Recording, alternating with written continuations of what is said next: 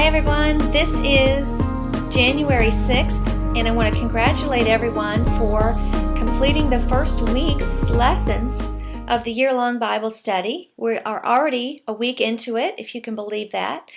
We have had a couple of folks join us this week, and I wanted to welcome the newcomers to the Bible study. We are very excited to have you. And today's lesson, the Bible verse is Genesis 19, verse 26. Lot's wife looked back as she was following behind, and she turned into a pillar of salt. So here we see Abraham as an ordinary man, very ordinary. A couple lessons ago, he had put his wife in a very compromising position, did he not? Pretending that she was his sister for Pharaoh, in front of Pharaoh. He's had an illegitimate child by a servant girl, by his maid. He had an affair with his maid, basically, so to speak. But yet we see Abraham as a man who's not so ordinary. Here he is pleading, he's interceding, acting as an intercessor for the sinful, wicked people in the cities of Sodom and Gomorrah. We're also introduced to this man called Lot, and Lot was the nephew of Abraham. And he was an elder at the city. It says that he sat at the city gate, and I've given you a picture on the website of a city gate. And basically the elders would go there, and that's where they would conduct business. So they would also communicate. We like to think of it as that was the internet of the day. That's where people would get their information, find out their news, communicate with other people, and basically conduct business. So if he was sitting at the city gate and as an elder, then he was a person of importance and prominence in this city. He was probably a believer in God, but certainly a man who compromised for the sake of the culture. Isn't it awful that he was willing to sell his daughters to that terrible mob to make peace with them? Oh, that's terrible. So Lot was saved in the end, but barely. And isn't it interesting? God tells him to flee to the mountains. Remember that? And he says, no, I can't go there. I won't make it. But he ends up here after Sodom and Gomorrah is destroyed. Look at Genesis 19, verse 30. And where is he?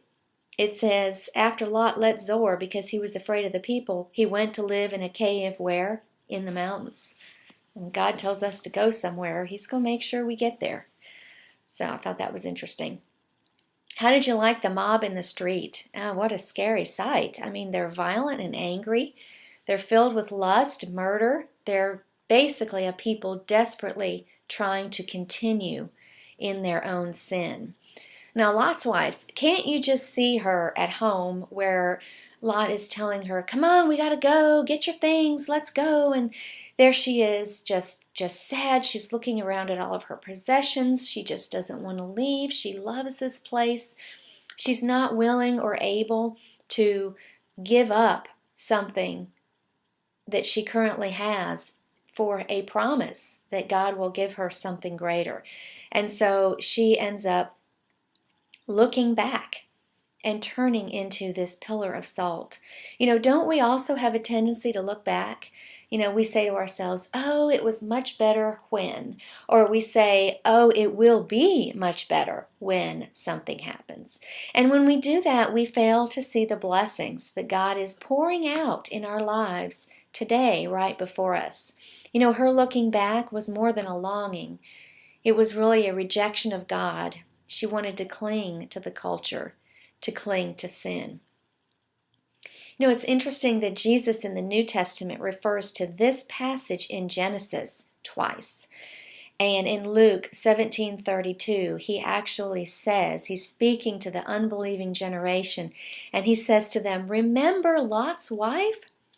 And then in Luke also it says, when Christ returns, people should not look back as she did.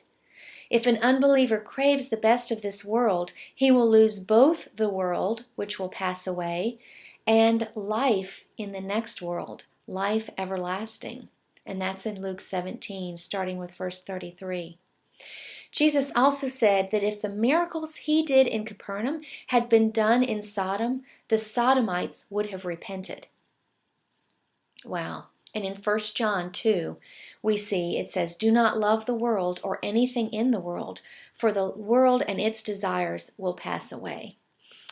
So after Lot's wife turns into a pillar of salt, Lot and his 2 daughters end up going into a cave in the mountains. Now, here in these 2 daughters, we see 2 women, 2 more women who simply cannot wait on God.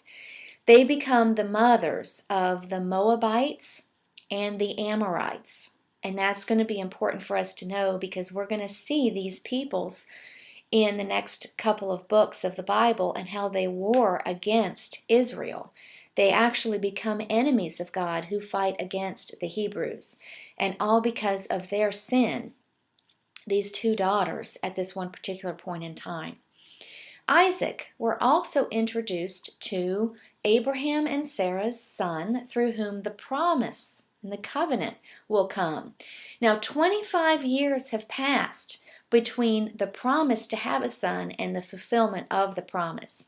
Isaac means he laughs. Did you find the story humorous about Sarah and God talking back and forth, and Sarah laughing? She's eavesdropping, first of all. She's not even supposed to be in the conversation.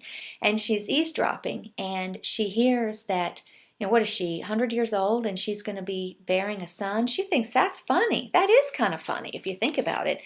And I love it. This passage reminds me of my sister-in-law Jenna as she talks to Kaylin, her daughter Kaylin, who is my niece. I can totally see this interchange back and forth, where Sarah says, Sarah was afraid, so she denied laughing.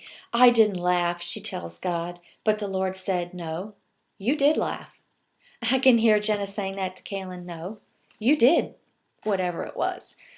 And don't we do that with God, though? As children of God, doesn't He sometimes just need to correct us? And we sometimes think that we can just tell God, no, we didn't do it, but God sees all.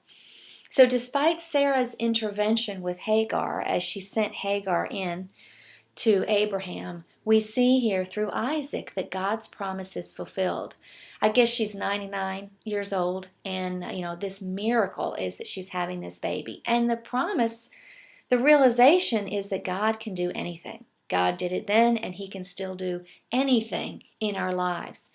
Isaac becomes the father of Jacob, who fathers the 12 tribes of Israel and births this great nation. So in this lesson, who can you most relate to? Is it Lot, who compromises godliness for the sake of the culture? Is it the mob bent on seeking their own pleasure for the sake, at the expense of others?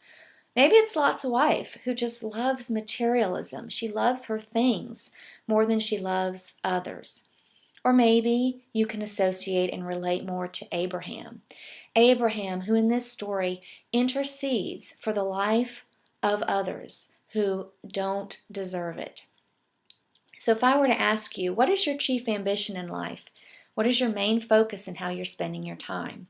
Would you say it's the accumulation of things? Is it building up of your wealth?